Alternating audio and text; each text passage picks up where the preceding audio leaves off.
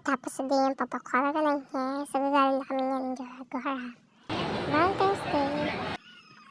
Sabi din sa oras, nandiyan dyan kami sa SM Molina. So, nagutom mga person, kain-kain muna tayo. Daming tao, ah. Sober.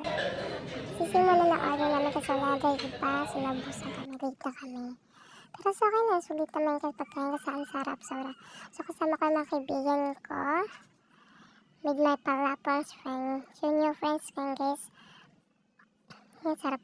Sarap talagang sisig nila, guys. So, yun na nga, kakain na ako. Siyempre, ako na mag-isang video.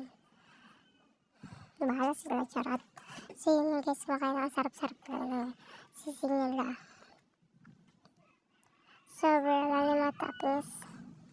With manghang yan, guys. So, hindi tayo sanay sa manghang. So, okay lang.